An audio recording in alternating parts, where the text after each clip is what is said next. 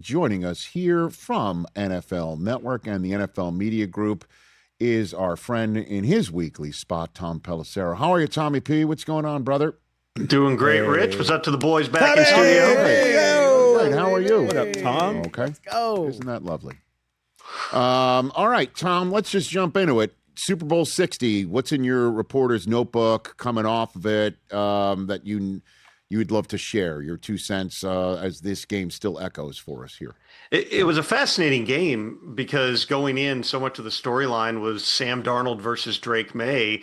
My main takeaway watching it live and then talking to people after was just that neither Drake May nor Sam Darnold played particularly well in that game. Obviously, Drake May was under duress basically from go. He and the offense just never seemed to find any type of comfort level. I'm happy just personally for Sam Darnold, a guy I've gotten to know a little bit over the years, for himself to be in that position. But like if you're drawing up Super Bowl quarterback performances, you're not missing some of the throws that Darnold missed. You're taking advantage. That game could easily have been a blowout, but they missed some opportunities within that game. But Darnold did what he did throughout the playoffs, which was he avoided the big mistake. Obviously, Kenneth Walker running wild and winning the MVP was a huge piece of their success. I thought Mike Macdonald's game plan was brilliant, the way that they attacked the Patriots defensively, and particularly, you feel for Will Campbell, but it seemed like, they had come to the conclusion, whether it was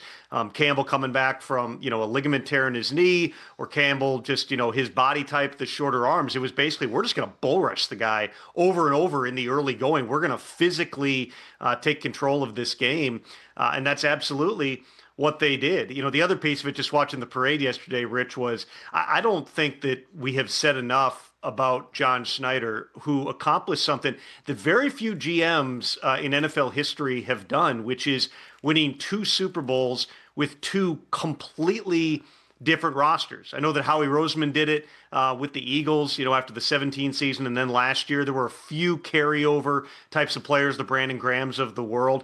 But for the Seahawks, these are 2 Super Bowls, 12 years apart, 2 Super Bowls for a GM. I mean, that's Hall of Fame caliber stuff. And the way that Schneider did it, the way that he maneuvered with a coaching change, moving on from a legend in Pete Carroll, plucking a guy, Mike Macdonald, who at the time he was hired was the youngest head coach in the NFL. After 1 year, those guys collectively deciding to pull the plug and make an offensive coordinator change, trading away your starting quarterback in Geno Smith to sign Sam Darnold, trading away your top receiver in DK Metcalf, and on and on and on. That's one of the things that's made John one of the best in the game for a long time, which is he is very aggressive in every single avenue of roster building. You can go back and find all the tweets. There were a number of things that he did over the last couple of years that everyone was going like, what in the world are the Seahawks doing? It all came together. They're Super Bowl champs again. Schneider, Mike, those guys, really the front office, which is still largely the same for 2013. Those guys deserve a ton of credit for putting the Seahawks in a really rare position. Yeah, the nugget, Tom, that was in our NFL Network research packet coming out of Super Bowl 60 is Howie Roseman and Ozzie Newsome were the only general managers to win a Super Bowl with a different head coach and a different quarterback.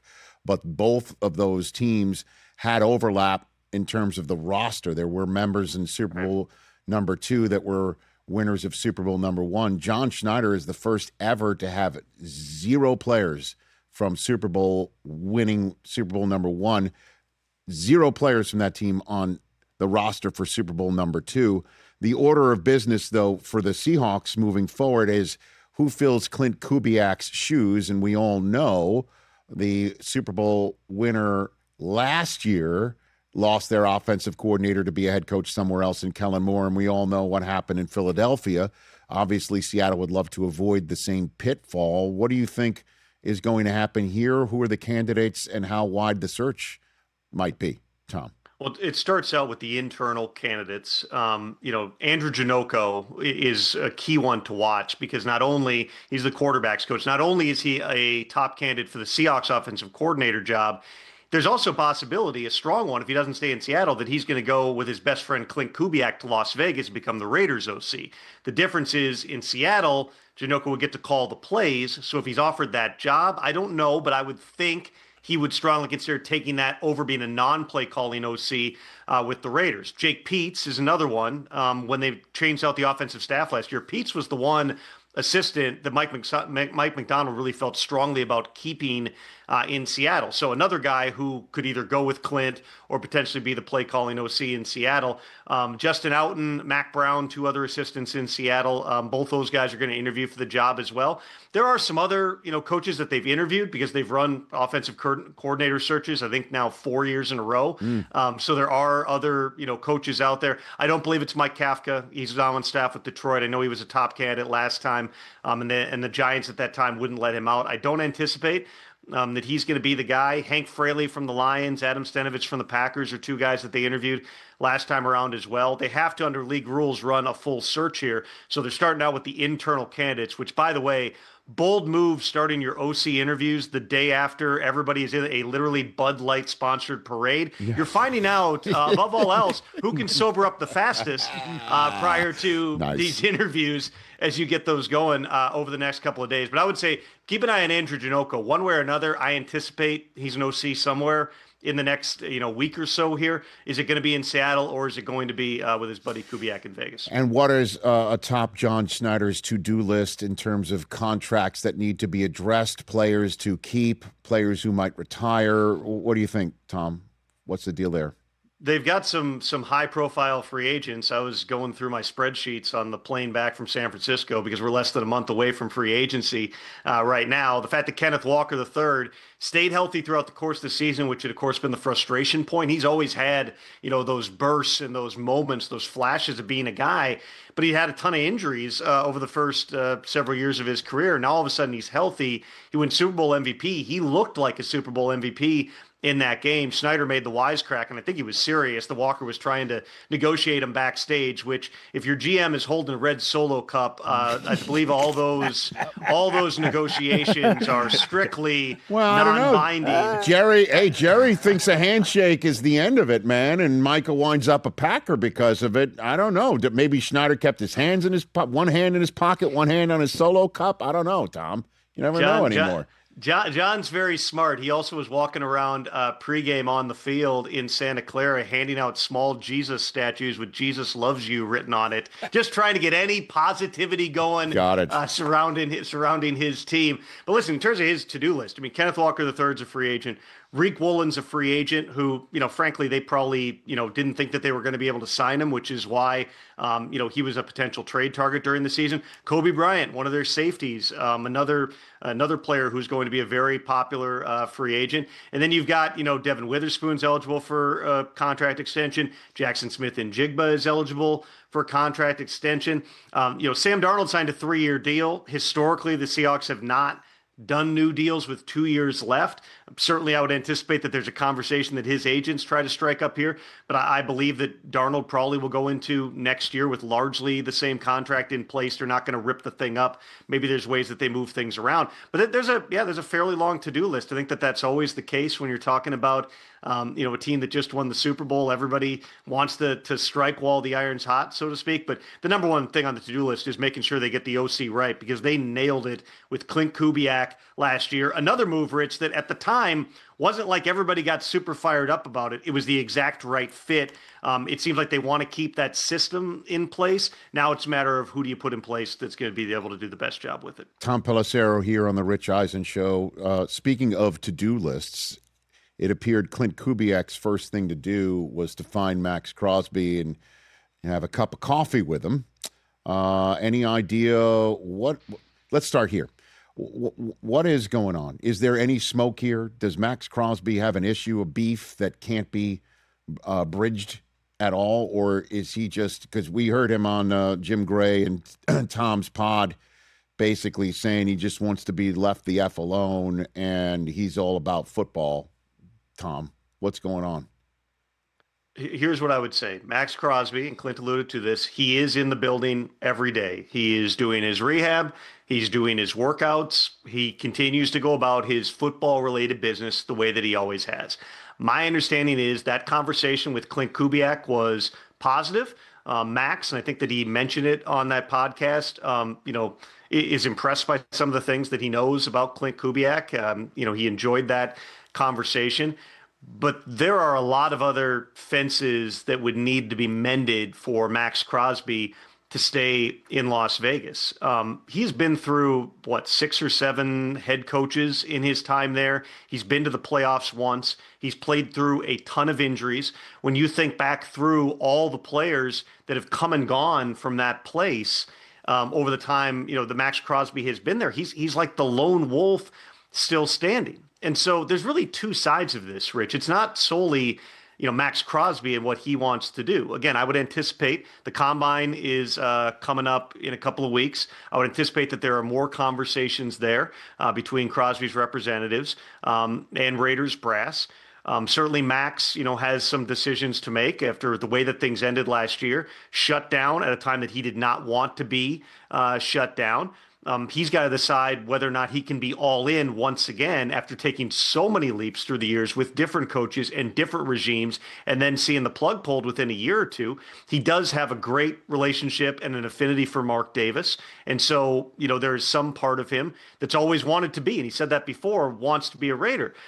On the flip side of it, too, you have a Raiders team that has to decide, does it even make sense for us to hang on to Maxx Crosby, particularly if at some point he very clearly and decisively says, I don't want to be here. If the Raiders, as Clint Kubiak evaluates this roster, comes to the conclusion that, hey, in the next year or two, we can do the quick flip. We can get this thing on track. We can be competing to go to the playoffs. You might say, we want Max here. We need him. He's 27, about to turn 28 years old. He's still in his prime. We think we can flip this fast enough that he can continue to be the cultural center of everything we're doing, particularly on defense. We're going to grow, and he's going to be a part of the turnaround. If Clint and his staff, along with John Spytek in the front office, look at this roster the way a lot of other people do around the NFL and say, this is a complete ground-up rebuild, other than, Bowers, Genty, Colton Miller, it's a pretty short list of like your core players. This is going to be, 3 years or more. The best way to hasten that rebuild is to trade Maxx Crosby, who at this point can still command, if not 2 first-round picks, certainly a first-round pick and more. Mm-hmm. There are many teams that would be salivating over getting Maxx Crosby. You could have a bidding war that plays out up until the start of free agency on March 11th, max out his value, no pun intended, and move on. So you have moving parts on both sides of this thing. It is not an impossibility, Rich, that Maxx Crosby is back with the Raiders. It is certainly a possibility that he is not, but there are multiple voices here, including Max and Clint Kubiak, all the way up to Mark Davis, who are going to be a part of this decision. Absolutely, this is going to be one to follow in the weeks to come. Listen, I know the way you go about your business, and the fact that you didn't hit this directly on the head means, it's something that you don't want to talk about, whatever you do know. And I know you're already cocking your head, like, where are you going with this? But I said a lot there, so I'm wondering which one you're going to poke out. Like, why? Like, what's the issue? Like, what's the problem? The way these last year ended, he wanted to finish on the field, or is it really, he's pissed that they sent him home, and he wanted to finish the season because he's that sort of a lion-hearted type of guy, or he's sick and tired of the losing and the changing and all that stuff. All the above. It is all the above. They have been bad for most of his time there. They have had endless change, scheme changes, coaching changes, front office changes. And he was upset. Absolutely. He was upset when they shut him down. I mean, you got to remember, Max was playing through that injury like half the season. He's played through a ton of different stuff. And then when you're the Raiders, you're Tom Brady, you're John Spytek, whoever, coming to him and saying, we think it's in your best interest to shut it down now, that's going to strike a competitor a certain type of way. Right. They could have shut him down in November. They shut him down with 2 games to go. And everybody can read into that what they will about a team that may have wanted to preserve the number 1 pick and ultimately did preserve the number 1 pick that they can now use to go and in all likelihood get Fernando Mendoza, the Indiana quarterback. That's all part of the broader tapestry of this thing. But absolutely, he was mad about that. But that was not the only issue. It's not as if everything was great and then he was told, hey, we're shutting you down for 2 games, and he lost his mind. He was very upset about it, but it was everything that led up to that. It was the perpetual losing. Think about the number of coaches, Rich, that they've had there, from Gruden to Bisaccia to Josh McDaniels to Antonio Pierce to Pete Carroll to now Clint Kubiak. You've had several different front office changes, all the players that Max was there with.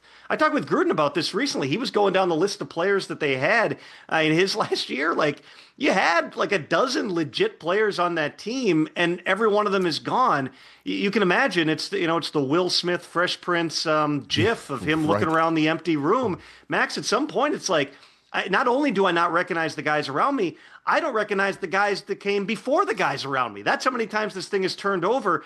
He knows he's got a limited amount of time with this thing. He wants to be great. He wants to be a Hall of Famer. He's headed that direction, but he also wants to win. The fact that he got pulled for the last 2 games last year, it was the proverbial straw that broke the camel's back. It put it in a dark spot. I can't sit here and tell you that it's irreparable, but there is a lot to repair. Tom Pelissero here on the Rich Eisen Show. All right, so last one for you, the quarterback carousel, Tom. This would have spun off its wheels if Stafford said, I'm done. If he's like, I'm the MVP and, I'm finished. But he's staying. So that job is secure. Because in my mind, Tom, there's a bunch of players in the NFL that would be calling agents, that would be calling people up saying, get me there. Get me there, get me out of here, get me there. Mm-hmm. So we're removing that. But so which quarterback are we watching to change teams in the next few weeks here, Tom? Let's start out with the ones that have the early triggers, so to speak, where decisions are going to have to be made sometime in the next month here. Right. Tua Tagovailoa, all signs are pointing toward him not being back in Miami, whether that's via a trade, which would be very complicated, or via a cut, which would be less complicated and in some ways provide more flexibility to the salary cap. Kyler Murray, it's nothing is final or firm on that front yet, but certainly I would say it is likely that Kyler Murray has played his last down for the Arizona Cardinals. He's got an even more complicated contract because he's got a rolling guarantee in 2027 that would vest if he's still on the roster next month. Arizona's got decisions to make, new coaching staff with Mike LaFleur. I ultimately believe that Kyler Murray is going to be someplace else. Geno Smith with the Raiders, if they take Fernando Mendoza at number 1. Geno also has an additional vesting that comes up next month. They just hired Mike LaFleur officially a couple of days ago, so they're working through that process. But I would tell you teams within the league are anticipating that Geno Smith is going to be available. Mac Jones, high bar in terms of what it would take. I know that there have been reports that the 49ers will absolutely not trade him. I would just say there's maybe only a couple of dozen players in the entire league that don't have a price tag at which someone would be willing to would not be willing to trade him. So for Mac, is that a second round pick? It's probably something like that. It would be significant because he's a great value backup player on a team in Brock Purdy, who showed you the second half of last season once he got healthy how good he can be, but also historically has missed some time. And so you're not going to be sitting there going, we just want to get anything we can and move on from Mac. He's a huge value to the 49ers. You've got some other quarterbacks, former starters, who potentially could be available in this offseason.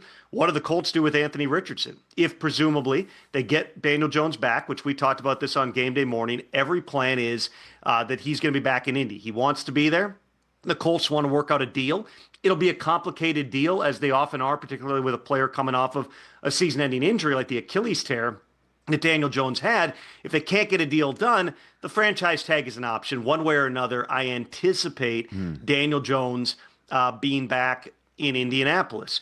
You then still have about, when I redid my board this morning, you got like 8 or 9 teams. Kirk Cousins, I didn't mention that one. That's another who has a trigger in his contract. He's going to get released prior to the second day of the league year, but that doesn't preclude him from going back to Atlanta. It's just a contractual thing that was done by the prior regime. He has a history with Kevin Stefanski, had one of his best seasons, won a playoff game with Kevin as his offensive coordinator in Minnesota. back in 2019. Justin Fields, another player who's due $20 million next year, he could become a free agent here. So you've got right there, that's like 7 different guys who, one way or another, I anticipate becoming available sometime in the next 30 days. It's just a matter of how are any of these guys potentially tradable where they could end up going someplace. The free agent market, I mean, it's pretty thin. It's, besides Daniel Jones, it's Russell Wilson is set to become a free agent. It's Flacco. It's Malik Willis. That one is going to be really interesting. I know that everybody has already, photoshopped the Dolphins uniform onto him because of Jeff Hafley and John Eric Sullivan. But the price is going to be high, particularly if you're a team that may be eating most or all of Tua's $54 million guaranteed salary next season. It's early, Rich, but I wouldn't be surprised if Malik Willis is commanding somewhere between $20 and $30 million on the open market, just because you've seen if Justin Fields can get $20 million a year last year when we've got a pretty good track record on him, right, and a pretty good idea what he is. Malik Willis, in spots, you saw him and you're like, this guy looks like an NFL starter in an offense that close to half the league runs.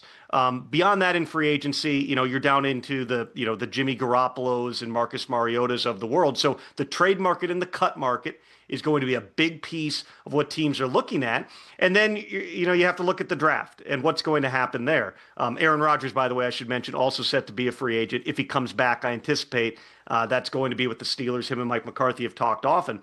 This draft is not thought to be and believed to be, again, we're still early in the process. It's not believed to be particularly deep at the quarterback position. Fernando Mendoza, barring some type of a act of God, is going to go number 1 to the Raiders. The second quarterback going into this is pretty clearly Ty Simpson from Alabama. And I've been perusing some of the mock drafts from our friends over at NFL.com, Rich. I have not seen Ty Simpson's name in a lot of those mock drafts. I would just tell you, and we are, 70 days or so, I believe exactly 70 days out from the NFL draft. Mm-hmm. I would be surprised sitting here right now, not only if Ty Simpson doesn't go in the first round, I don't think Ty Simpson gets out of the first half of round 1 because there are too many teams that need a quarterback. There is tape of Ty Simpson doing a lot of things at Alabama that you see NFL quarterbacks doing in terms of under center, running play action, turning his back to the line of scrimmage. The way last season ended was not ideal for Simpson. We all saw the bowl game where he's, just under duress the entire game and taking some big shots. He also was sick the back half of last season. He lost a bunch of weight. He has a skill set and a knowledge of offense that is going to serve him well. It's different than Tyler Shuck last year. But it is, I would say there are some similar types of things where the more time people get around Ty Simpson, the more that they're going to like him. And if you're sitting there, and remember this too, Rich, we've got several teams that have multiple first-round picks. The Jets are one. If they're sitting there at 16, is Ty Simpson getting past them there? How about the Rams? Even with Matthew Stafford coming back, they own the number 13 pick. Stafford's 37, 38 years old. At some point, you're going to need that next guy. If you've got a guy that you can develop for a year or two, just like the Packers have done for years and have him ready to go, I wouldn't rule out something like that either. There's a few other quarterbacks, Garrett Nussmeier, Carson Beck. We'll see. I think Trinidad Chambliss is currently in federal court, so we'll see how that one goes. Yeah. There are some other quarterbacks who could climb in the process, but don't be surprised if we're talking about Ty Simpson appearing in those mock drafts more and more as we get closer to draft day. He is in federal court. I saw during the break, Joe Judge was on the stand. It was quite. He had some things to say, too. He did. I know what he said has gone viral. That's to say the least. Tom Pelissero, sir, we'll chat with you next week in advance of the Combine. That's right around the corner. Don't remind my wife. Tom Pelissero, everybody. Let's go. Another great appearance. Hey, you made it all the way to the end. Thanks for that. Check us out every single day streaming live on Disney Plus and the ESPN app 12 to 3 Eastern.